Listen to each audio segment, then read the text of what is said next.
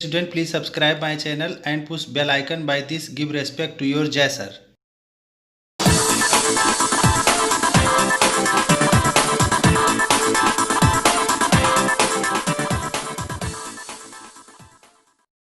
My dear student and friend, नमस्कार। My name is JS Tiwari Jai sir. मैं video start करने से पहले आपको बताना चाहता हूं कि वीडियो को फुल स्क्रीन पर कर लीजिए और वीडियो को ध्यान से देखिए ताकि जो है एक भी लाइन मिस ना हो आपसे, क्योंकि अगर कोई भी लाइन मिस हो गई तो आपको समझ में नहीं आएगा। और वीडियो को फुल स्क्रीन पर कर लेने से सारे लेटर आपको साफ साफ दिखाई देंगे।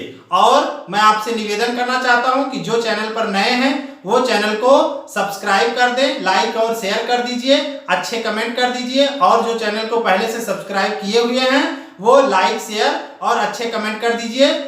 लीव्स पीरियोडिक टेबल ये हमारा थर्ड पार्ट है।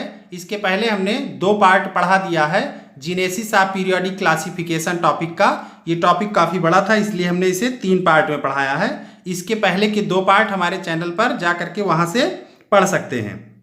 अभी हम लोग पढ़ेंगे मेंडलीव्स पीरियोडिक टेबल। इसमें the periodic law as we know it today, जो पीरियोडिक लॉ आज हम लोग जानते हैं, owes its development to the Russian chemist. इसके जो है कर्जदार हैं हम लोग, पीरियोडिक लॉ हमको दिया है रशियन केमिस्ट दिमित्री मेंडलीफ ने। ओप्स मीन्स होता है कर्जदार, तो हम लोग इनके ऋणी हैं, कर्जदार हैं कि इन्होंने हमको ऐसा पीरियोडिक लॉ दिया जिसकी वजह से पीरियोडिक टेबल बनाना आसान हो गया। और उस पीरियोडिक टेबल के मदद से इतने ज़्यादा एलिमेंट को आसानी से क्लासिफाइड किया गया और उसका आज भी हम लोगों को लाभ मिल रहा है। जो मेंडलीव्स पीरियोडिक लॉ था वो एटॉमिक वेट पर बेस्ड था और जो मॉडर्न पीरियोडिक लॉ है वो एटॉमिक नंबर पर बेस्ड है। लेकिन शुरुआत तो यहीं से हुई थी, तो इसलिए जो है उसमें संशोधन आगे होते गए और चेंज होते गए, लेकिन जो शुरुआत किया गया वो यहाँ से किया गया। इसलिए हम लोग इनके कर्जदार हैं कि इन्होंने इस तरह से हम लोगों को पीरियोडिक लॉ बना के दिया। ये पीरियोडिक लॉ अगर कुछ बच्चे नहीं समझ रहे हो तो ये देख ले पीरियोडिक लॉ क्या है। पीरियोडिक लॉ ये कहता है कि जब एलिमेंट्स को ऐसे इंक्रीजिंग ऑर्डर में एलिमेंट्स को ऐसे रखते जाते हैं, जब एलिमेंट्स को ऐसे इंक्रीजिंग ऑर्डर में रखते हैं तो इनके कैरेक्टर जो हैं वो लाइन से बदलते जाते हैं। इनके कैरेक्टर ऐसे लाइन से बदलते जाएंगे। जैसे ऐसे कर दीजिए कि यहाँ से 9th class student, 10th class, 11th, 12th, ठीक है, ऐसे बैठा दीजिए बच्चों को। तो जब ऐसे बैठाएंगे तो कुछ समय बाद 12th के बाद फिर तो ये 9th वाले बच्चे यहाँ आ जाएंगे, फिर ऐसे 10th वाले बच्चे यहाँ आ जाएंगे, फिर 11th वाले यहाँ आ जाएंगे। तो क्या हुआ, after a definite time of interval the repetition, क्या हुआ यहाँ रिपीटिशन हुआ, उसी चीज का क्या हो गया, रिपीटिशन हो गया। इसी को पीरियोडिक लॉ बोला गया कि जब एलिमेंट को उनके एटॉमिक वेट के इंक्रीजिंग ऑर्डर में रखते हैं तो after a definite time of interval, कुछ समय के बाद उसी की तरह के एलिमेंट फिर से रिपीट हो जाते हैं। तो इस तरह से पीरियोडिक लॉ की वजह से सेम कैरेक्टर वाले एलिमेंट एक जगह पर हो गए, अदर कैरेक्टर वाले एलिमेंट एक जगह पर हो गए। और इस तरह से पीरियोडिक लॉ को पढ़ना आसान हो गया, नहीं तो एक एक एलिमेंट के बारे में पढ़ना पड़ता जो कि बहुत मुश्किल काम था। तो इसलिए पीरियोडिक लॉ ने किस तरह से हम लोगों की हेल्प की वो आप यहाँ समझ गए होंगे। Dmitri Mendeleev 1834 to 1907 and the German chemist Lothar Meyer 1830 to 1895 working independently. इन दोनों लोगों ने स्वतंत्रता पूर्वक अपना वर्क किया। बोथ द केमिस्ट इन 1869, दोनों केमिस्ट 1869 में proposed that on arranging elements in the increasing order of their atomic weight. दोनों ने 1869 में क्या बताया कि अगर उनको अरेंज करें एलिमेंट्स को एटॉमिक वेट के इंक्रीजिंग ऑर्डर में तो similarity appears in physical and chemical properties. तो उनके फिजिकल और केमिकल प्रॉपर्टीज में क्या आ जाती है, सिमिलरिटी आ जाती है। जैसे अभी मैंने दिखाया था कि 9, 10, 11, 12 और इस तरह से बैठाया गया तो कुछ टाइम बाद फिर से 9th वाले मिल गए। तो वही इन्होंने कहा कि जैसे आप इंक्रीजिंग एटॉमिक वेट के क्रम में ऐसे रखेंगे तो आप देखेंगे कि कुछ टाइम बाद उन्हीं जो है एलिमेंट्स की, उन्हीं के तरह के जो कैरेक्टर वाले एलिमेंट्स हैं उनका रिपीटिशन हो जाता है। तो जब रिपीटिशन हो जाएगा तो उनको एक कॉलम में कर दीजिए और जो दूसरे कैरेक्टर वाले उन्हें दूसरे कॉलम में कर दीजिए। तो इससे क्या हुआ कि सारे एलिमेंट आसानी से अरेंज हो गए और बहुत उसका फायदा हुआ। तो वही उन्होंने कहा कि a similarity appear in physical and chemical properties at regular interval. Okay, Lothar Meyer plotted the physical properties, Lothar Meyer ने प्लॉट किया उनके फिजिकल प्रॉपर्टी को लेकर के, such as atomic volume, melting point, boiling point, against atomic weight, atomic weight को लेकर के, और इस तरह से उनकी फिजिकल प्रॉपर्टी का प्लॉट तैयार किया। एंड ऑब्टेन, प्राप्त किया क्या, ए पीरियोडिकली रिपीटेड पैटर्न। और उन्होंने क्या देखा कि जो अभी मैंने दिखाया था कि 9, 10, 11, 12, उसी तरह से उन्होंने देखा कि पीरियोडिकली रिपीटेड पैटर्न, वही पैटर्न फिर से क्या हो गए, रिपीट हो गए। तो इस तरह से ये बहुत अच्छा उन्होंने बताया। उसके बाद में आप जानते ही हो आज मॉडर्न पीरियोडिक लॉ चल रहा है जिसमें एटॉमिक नंबर के आधार पर, लेकिन और चीजें वही हैं। अनलाइक न्यूलैंड्स की तरह नहीं, Lothar Meyer observe a change in length of that repeating pattern. जो लोथर मेयर की बात करें तो ऑब्जर्व, इन्होंने देखा क्या कि a change in length of that repeating pattern, जो रिपीटिंग पैटर्न है उनके लेंथ में चेंज आ रहा है। By 1868 Lothar Meyer had developed a table. 1868 में लोथर मेयर ने एलिमेंट्स का एक टेबल डेवलप कर लिया था, that closely resembles the modern periodic table, जो टेबल मॉडर्न पीरियोडिक टेबल से मैच कर रही थी। However his work was not publish, लेकिन इनका वर्क ये पब्लिश नहीं हो पाया। तब तक इधर जो है मेंडलीफ ने अपना खोज लिया तो इनका वाला पब्लिश हो गया। तो इसीलिए क्या हुआ कि द साइंटिस्ट हुई जनरली क्रेडिटेड, जो इसका श्रेय गया, जो इसका फायदा मिला, वो दिमित्री मेंडलीफ को मिला। क्या करने में, with the development of modern periodic table, modern periodic table के डेवलपमेंट में। While Dobereiner initiated the study of the periodic relationship, यहाँ देखा जाए तो डोबेराइनर से शुरू हुआ पीरियोडिक रिलेशनशिप को जानने का सिलसिला। It was Mendeleev who was responsible, ये मेंडलीफ थे जो रिस्पॉन्सिबल थे for publishing the periodic law, periodic law के पब्लिशिंग में ये रिस्पॉन्सिबल थे for the first time. It state as follows, तो ये जो है क्या बताता है हमको कि the properties of the element are a periodic function. जब एलिमेंट को पीरियोडिक टेबल में लाइन से एटॉमिक मास के इंक्रीजिंग ऑर्डर में रखते हैं तो कुछ समय बाद उसी तरह के फिर से एलिमेंट्स के कैरेक्टर मिलते हैं, तो फिर उसके नीचे उनको रख दिया जाता है, दूसरे कैरेक्टर वालों को दूसरे के नीचे रख दिया जाता है। तो इस तरह से एक टेबल बन जाती है और उस टेबल को बनाने में इस रूल का बहुत बड़ा योगदान है। तो इस तरह से ये पूरा आपको क्लियर हो गया। अब हम लोग पढ़ेंगे Mendeleev arrange elements in horizontal rows and vertical column. उन्होंने एलिमेंट्स को ऐसे हॉरिजेंटल रोज में रखा और ऐसे वर्टिकल कॉलम में रखा। ओके, तो इस तरह से एक यहाँ पर एक टेबल बन गई, column of a table in order of their increasing atomic weights. और क्या उसमें शर्त थी कि एटॉमिक वेट के इंक्रीजिंग ऑर्डर में इस टेबल को बनाइए। इन सच ए वे, और इस तरह say that the element with similar properties, जो सेम प्रॉपर्टी वाले एलिमेंट थे वो एक लाइन में आ गए, अदर प्रॉपर्टी वाले दूसरे लाइन में आ गए। तो similar properties occupied the same vertical column, तो सेम प्रॉपर्टी वाले एक कॉलम या ग्रुप में चले गए। Mendeleev system of classifying element was more elaborate, ये जो है मेंडलीफ का जो क्लासिफिकेशन था ये पिछले जो और क्लासिफिकेशन हुए उनकी अपेक्षा ये बहुत ज़्यादा एलोबोरेट था, माने बहुत विस्तृत था, ये बहुत ज़्यादा विस्तृत था, बहुत जानकारियाँ इससे प्राप्त हो रही थी। Then that of Lothar Meyer's, जो लोथर मेयर बनाए थे उनकी अपेक्षा ये बहुत ज़्यादा विस्तृत था। Okay, he fully recognize the significance of periodicity and used broader range of physical and chemical property to classify. इन्होंने जो है पूरी तरह से मान्यता दिया किस बात को, सिग्निफिकेंस ऑफ पीरियोडिसिटी, सिग्निफिकेंस माने होता महत्व, पीरियोडिसिटी के महत्व को इन्होंने बहुत ज़्यादा मान्यता दिया। एंड यूज्ड, और इन्होंने यूज किया broader range of physical and chemical properties, जो है फिजिकल और केमिकल प्रॉपर्टीज के विस्तार से यहाँ पर अध्ययन किया और उसके बाद उस आधार पर उन्होंने क्लासिफाइड किया द एलिमेंट, किसको, एलिमेंट्स को। इन particular Mendeleev relied on, Mendeleev ने भरोसा किया the similarities in the empirical formula, empirical formula ये भी हम समझा देंगे आगे, टेबल में है, इम्पेरिकल फार्मूला की जो है सिमिलरिटीज पर and properties of the compound, और कंपाउंड की प्रॉपर्टीज पर। ये कहाँ से बना compound? Form by the element, element से बनाया गया, और इन बातों पर उन्होंने विशेष ध्यान दिया।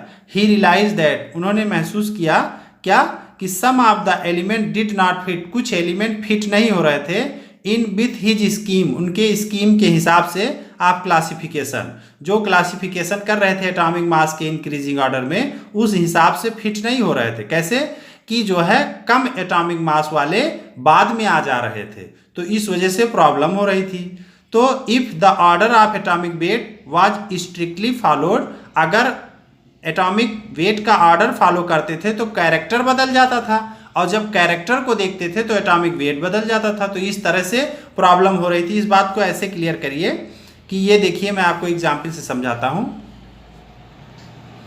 यहां पर मैंने लिया है बहुत सारा लाइन, इसमें 9th 10th 11th 12th ये हो गया, तो इंक्रीजिंग ऑर्डर यहां पर है। लेकिन अब हम कुछ समय बाद फिर से 9th पाएंगे, तो ये 9th को कैरेक्टर मान लिया गया कि 9th का लक्षण रखने वाले 9th वाले ग्रुप में बैठे हैं, 10th का लक्षण, 11th का, 12th का, जिनका 9, 10, 11, 12 का कैरेक्टर हो, वो सब एक साथ हो जाए, वो सब एक साथ हो जाए, 12th वाले एक साथ हो गए। तो इस तरह से ये मैंने इंक्रीजिंग ऑर्डर में इस तरह रखने का प्रयास किया इनको।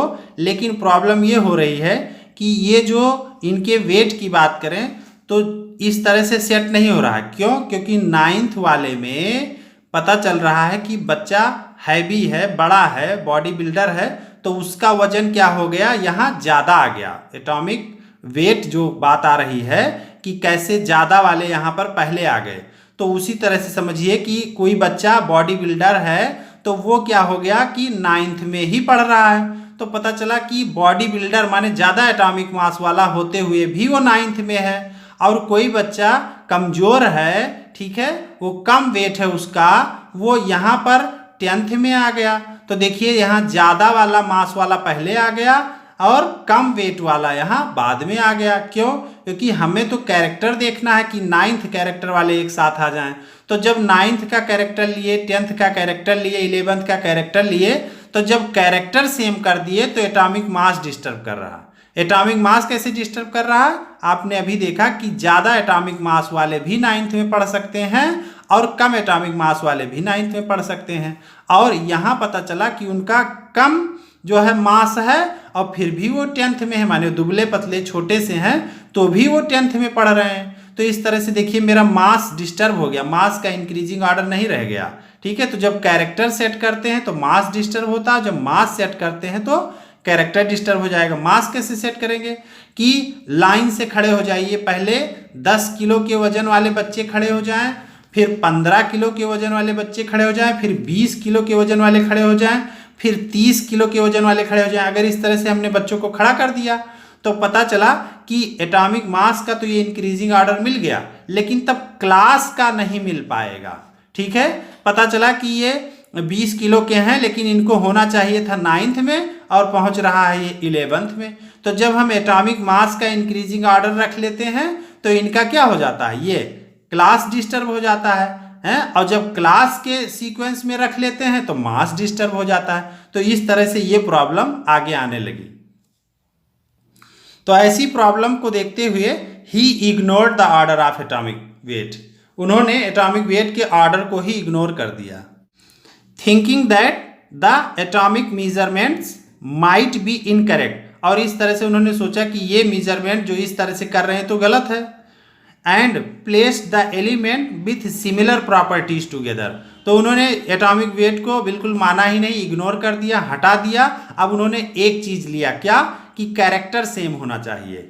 उन्होंने, जैसे हम लोग स्कूल में भी तो लेते हैं कि कैरेक्टर सेम हो, माने 9th क्लास के बच्चे केवल 9th में बैठेंगे, 10th क्लास के बच्चे 10th में बैठेंगे, उनका वेट चाहे जो हो, वो वेट चाहे वो 20 किलो के बच्चे हों, चाहे 30 किलो के हों, चाहे 50 किलो के हों, चाहे 100 किलो के हों, लेकिन अगर उनका 9th क्लास है तो 9th में ही बैठेंगे। हम यहाँ पर एटॉमिक वेट को क्या कर देते हैं, इग्नोर कर देते हैं। हमें किसी के एटॉमिक वेट से नहीं लेना देना कि बच्चा हल्का है, वजन है, भारी है, लंबा है, पतला है, इस बात से कुछ मतलब नहीं। हम केवल कैरेक्टर देखेंगे उसका कि वो 9th क्लास में है तो 9th में बैठेगा, ठीक है। एटॉमिक वेट उसका नहीं देखा जाएगा। वही आधार बना करके यहाँ उन्होंने भी जो है यही किया, क्या कि कैरेक्टर को इन्होंने लिया, बाकी एटॉमिक वेट को इग्नोर कर दिया, हटा दिया। विथ सिमिलर प्रॉपर्टीज टुगेदर, उन्होंने कहा जिसकी प्रॉपर्टी सिमिलर हो, माने 9th क्लास जिसका हो सब एक साथ हो जाए, 10th क्लास जिसका हो एक साथ हो जाए, 11th क्लास जिसका हो एक साथ हो जाए, 12th क्लास जिसका हो एक साथ हो जाए। तो इस आधार पर अब एटॉमिक वेट देखा ही नहीं जाएगा, अब केवल क्या देखा जाएगा, कैरेक्टर देखा जाएगा। तो इस तरह से यहीं पर आप देख लीजिए अब कि तो फिर इनका जो पीरियोडिक लॉ था वो तो गलत हो गया। तो उसमें क्या हुआ, फिर बाद में कंसीडर किया गया और उसमें एटॉमिक वेट के बजाय क्या जोड़ दिया गया, एटॉमिक नंबर जोड़ दिया गया। तो एग्जाम्पल यहां पर दिया गया है कि for example iodine with lower atomic weight than that of tellurium group 6 was placed in group 7 along with fluorine. कह रहा है कि जिसका जो है आयोडीन का एटॉमिक वेट क्या था, ये देखिए लोअर एटॉमिक वेट आयोडीन का लो था, किसकी अपेक्षा, टेलुरियम की अपेक्षा। फिर भी उसको क्या कर दिया गया कि आगे कर दिया गया, किसके साथ, फ्लोरीन के साथ कर दिया गया 7th वाले में। इनका कम, आयोडीन का कम होते हुए भी इन्हें 7th में भेज दिया गया और टेलुरियम का ज़्यादा होते हुए भी 6th में रखा गया। तो देखिए यहीं पर सीक्वेंस गलत हो गया। अगर आपसे कोई पूछे कि मेंडलीव पीरियोडिक टेबल में क्या कमी थी, तो आप बताइएगा कि उसमें एटॉमिक जो वेट था उसका ऑर्डर डिसबैलेंस हो गया था। ये एग्जाम्पल से भी बता दीजिएगा आप ऐसे दे करके कि जो है आयोडीन को बता दीजिएगा, टेलुरियम को, और ये ग्रुप भी दिखा दीजिएगा। तो फ्लोरीन, क्लोरीन और ब्रोमीन के साथ आयोडीन को रख दिया गया। किस आधार पर रखा गया, कैरेक्टर के आधार पर, कि आयोडीन का कैरेक्टर फ्लोरीन, क्लोरीन से मैच कर रहा था, तो इसलिए कैरेक्टर के आधार पर रख दिया गया। एटॉमिक वेट को तो पहले ही उन्होंने इग्नोर कर दिया था। तो because of similarity in properties, clear, वही लाइन लिखी। एट द सेम टाइम, उस समय पर, कीपिंग हिज प्राइमरी एम, क्या उद्देश्य रहा होगा शुरुआती, कि अरेंजिंग द एलिमेंट्स को अरेंज करना है आप सिमिलर प्रॉपर्टीज वाले एलिमेंट को एक साथ रखना, ये उद्देश्य रहा होगा। इन द सेम ग्रुप, एक ग्रुप में सेम कैरेक्टर वाले एक साथ हो जाएं, ठीक है, तो ये केवल उद्देश्य रहा होगा।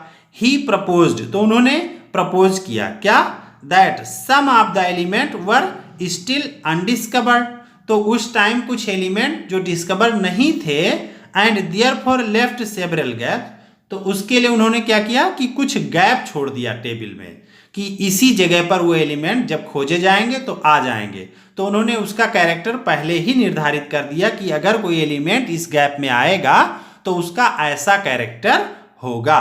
For example both gallium and germanium were unknown at that time, उस टाइम जर्मेनियम और गैलियम ये नहीं खोजे गए थे। तो क्या किया गया, तो Mendeleev published his periodic table, he left the gap, तो उन्होंने जो अपनी पीरियोडिक टेबल पब्लिश किया उसमें वो गैप छोड़ दिए, under aluminium and a gap under silicon, aluminium के नीचे और सिलिकॉन के नीचे उन्होंने गैप छोड़ दिया था। ओके, तो इस तरह से बाद में जो मिले वो इन्हीं के नीचे सेट हो गए। एंड कॉल्ड दीज एलिमेंट, और इसलिए उन्होंने इन एलिमेंट को नाम दिया था एका एल्युमिनियम। एका मीन्स पहले, तो एक पहले एल्युमिनियम रहेगा और बाद में जो है दूसरा एलिमेंट जो खोजा जाएगा, ऐसे एका सिलिकॉन, और बाद में सिलिकॉन के नीचे दूसरा वाला रखा जाए। एका मतलब यहां समझ पाए, एका एल्युमिनियम माने पहले एल्युमिनियम, एका सिलिकॉन माने पहले silicon. Mendeleev predicted not only the existence of gallium and germanium, केवल मेंडलीव ने यही नहीं बताया था कि यहाँ पर गैलियम और जर्मेनियम पाया जाएगा, but also describe some of their general physical property, उन्होंने इसके साथ ही उनके फिजिकल प्रॉपर्टी भी बता दिया था कि अगर यहाँ एलिमेंट जो होगा उसकी फिजिकल प्रॉपर्टी ये होगी। These elements were discovered later, लेकिन बाद में एलिमेंट जब खोज लिए गए, some of the properties predicted by Mendeleev, तो जो मेंडलीव ने उनकी प्रॉपर्टी प्रिडिक्ट की थी फॉर दीज एलिमेंट, इन एलिमेंट्स के लिए, and those found experimentally are listed, तो उसको जो है टेबल में नीचे बताया गया है। मैं अभी दिखा रहा हूं आपको कि देखिए मेंडलीव ने इसकी वैल्यू ये निर्धारित की थी और एक्सपेरिमेंट में ये वैल्यू मिली है। तो इस तरह से उसको टेबल में बता दिया गया है। अभी हम आपको दिखा रहे हैं वो table. The boldness of Mendeleev quantitative predictions and their eventual success made him and his periodic table famous. इस तरह से मेंडलीव ने जो मेहनत किया पीरियोडिक टेबल में, इससे उनको बहुत ज़्यादा सफलता मिली, इससे वो बहुत फेमस हो गए। मेंडलीव पीरियोडिक टेबल पब्लिश हुई 1905 में। तो अब हम आपको ये टेबल दिखा देते हैं। Mendeleev's predictions for the elements एका एल्युमिनियम गैलियम एंड एका सिलिकॉन जर्मेनियम एटॉमिक वेट। एका एल्युमिनियम देखिए उन्होंने प्रिडिक्ट किया था 68 एटॉमिक वेट, और इसका गैलियम का फाउंड जो एक्सपेरिमेंटली फाउंड हुआ 70। ऐसे उन्होंने एका सिलिकॉन का 72 और जर्मेनियम का 72.6। तो इस तरह से ये प्रिडिक्ट किया था और ये फाउंड हुआ। ऐसे डेंसिटी को उन्होंने प्रिडिक्ट किया था, फाउंड हुआ। मेल्टिंग पॉइंट ये प्रिडिक्ट किया था, ये फाउंड हुआ। ये प्रिडिक्ट किया था, ये फाउंड हुआ। ऐसे ये प्रिडिक्ट किया था, ये फाउंड हुआ। तो इस तरह से ये प्रिडिक्टेड है और ये फाउंड है। ऐसे इसका ये प्रिडिक्टेड है, ये फाउंड है। माने उन्होंने इसे निर्धारित किया था कि इतना होगा और ये एक्सपेरिमेंट से फाउंड हुआ कि इतना है। उन्होंने ये निर्धारित किया था कि जब खोजा जाएगा एलिमेंट तो इतना होगा, और जब पाया गया तो इतना एक्सपेरिमेंट से पाया गया। Periodic system of the element in group and series, ये हम लोग मेंडलीव पीरियोडिक टेबल पढ़ रहे हैं। इसमें ये बताया गया है कि किस तरह से मेंडलीव ने इसको सेट किया था। तो इसमें देखिए सीरीज बताया गया है। ये सीरीज हैं 1 2 3 4 5 6 7 8 9 10 11 12। ये सीरीज हो गई और ये ग्रुप्स ऑफ एलिमेंट हो गए। ये ग्रुप्स जो है वर्टिकल कॉलम को ऐसे ऐसे बोला गया। कितने ग्रुप्स यहाँ दिख रहे हैं आपको? 0 1 2 3 4 5 6 7 8। ईर्थ ग्रुप तक हो गए। ओके, तो इधर ईर्थ ग्रुप हो गए और 12 यहाँ पर सीरीज हो गया। इसमें फर्स्ट सीरीज में इन्होंने ये जो है फर्स्ट सीरीज को देखिए, तो यहाँ फर्स्ट सीरीज के फर्स्ट ग्रुप में हाइड्रोजन को दिया गया और इधर ये सब ब्लैंक। फिर उसके बाद यहाँ सेकेंड सीरीज में यहाँ 0 ग्रुप में जो है किसको? हीलियम को दिया गया। फिर ऐसे लिथियम और इस तरह से चलता गया। ऐसे फिर थर्ड सीरीज में इस तरह से एलिमेंट को रखा गया। फोर्थ सीरीज में, फिफ्थ सीरीज में इस तरह से एलिमेंट को, और इधर ये ग्रुप में यहाँ आप देख रहे हैं बहुत सारे ये गैप दिखाए गए हैं। तो इस तरह से ये गैप जो है बाद में जब खोजे गए एलिमेंट्स तो उनको सेट किया गया इसी में। अब यहाँ पर जो इम्पेरिकल फार्मूला आया था जिसको हमने कहा था बाद में बताएंगे, तो वो इम्पेरिकल फार्मूला आप देखिए, यहाँ जो R लिखा हुआ है ये R एलिमेंट्स को रिप्रेजेंट कर रहा है। यहाँ पर कोई और साथ में क्यों नहीं जुड़ा? क्योंकि ये बताया गया कि ये जो एलिमेंट है ये किसी से रिएक्शन नहीं करते हैं, इसलिए ये जो है सिंपल R लिख दिया गया। Element simple R। एग्जाम्पल ले लीजिए, ये R मीन्स हीलियम हो गया, neon, argon, krypton, xenon, radon. R equal helium, neon, argon, krypton, xenon, radon. तो ये R हो गया। लेकिन यहाँ पर कुछ दिखाया गया। यहाँ पर ये क्या दिखाया गया? इनके बारे में बताया गया कि R2O, ये जो ग्रुप वाले एलिमेंट हैं ये R2O बनाते हैं। R2O माने जब ये ऑक्सीजन से रिएक्शन करते हैं तो ये इनके दो एलिमेंट जो है ऑक्सीजन के साथ कंबाइन होते हैं। तो जैसे ऑक्सीजन 1 और यहाँ पर R2, तो इसका एग्जाम्पल ले लीजिए H2O, Li2O। क्यों? क्योंकि Li की वैलेंसी +1 होती है, ऑक्सीजन की -2। तो यहाँ पर -2 के लिए कितना प्लस चाहिए? 2 चाहिए। तो इसीलिए Li और Li पर 1 प्लस, Li पर 1 प्लस, 2 प्लस यहाँ हो गए और यहाँ पर 2 माइनस। तो इस तरह से ये क्या हो जाएंगे? सेट हो जाएंगे यहाँ पर। तो इसको आप ऐसे देख भी सकते हैं। यहाँ पर है R2O, तो R2O मीन्स H2O, Li2O। कैसे? ये जो Li है इस पर होता है +1, दूसरे Li पर हो गया +1 और O पर होता है -2, मीन्स यहाँ पर 2, तो 1 + 1 इससे कैंसिल, 1 + 1 इससे कैंसिल। तो इस तरह से यहाँ फाइनल मिला क्या?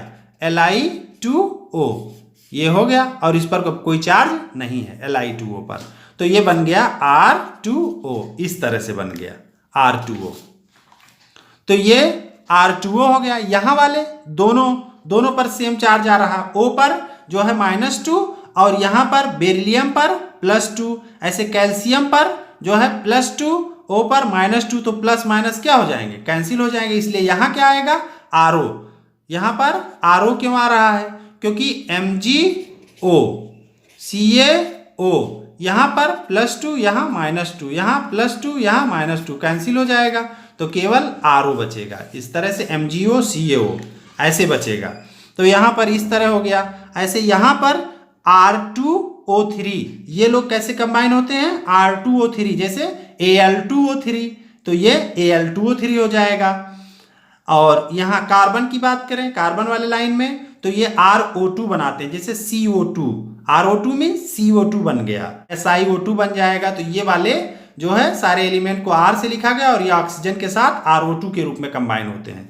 ऐसे यहाँ बात करें 5th वाले में, तो ये जो है जैसे नाइट्रोजन है यहाँ, तो N2O5, N2O5, P2O5, इस तरह से ऑक्सीजन से ये लोग जुड़ते हैं। ऐसे यहाँ बात करें तो और इसमें सल्फर की बात करें तो SO3, सल्फर ट्राईऑक्साइड में जुड़ जाएंगे, तो इस तरह से RO3 बन रहा है। ऐसे इस लाइन में बात करें तो यहाँ पर R2O7, जैसे Cl2O7, तो इस तरह से यहाँ जुड़ जाएंगे। ऐसे यहाँ पर आ रहा है RO4। लेकिन हाइड्रोजन की बात करें, हाइड्रोजन अगर जुड़ता है तो हाइड्रोजन ये कार्बन वाले लाइन में जब जुड़ेगा तो यहाँ CH4, तो उसी तरह से RH4। नाइट्रोजन वाली लाइन में जब हाइड्रोजन जुड़ेगा तो NH3, उसी तरह से RH3। यहाँ पर जो है ऑक्सीजन वाले के साथ जुड़ेगा RH2, तो RH2 माने R जो है ऑक्सीजन हो गया, H2 हाइड्रोजन, तो H2O ऐसे हो जाएगा, H2O, तो इस तरह से जुड़ जाएंगे। ऐसे यहाँ RH की बात करें तो यहाँ FH माने HF हो जाएगा, HCl हो जाएगा, तो इस तरह से ये कॉम्बिनेशन बनेगा। तो ये इनकी टेबल में इनके इंपेरिकल फार्मूला के आधार पर ये रख के दिखाया गया। ये जनरल इंपेरिकल फार्मूला है, इनके कंपाउंड के जनरल इंपेरिकल फार्मूलाज हैं, उनके आधार पर इसको रख के बताया गया है कि किस तरह से एलिमेंट यहाँ सेट होते हैं।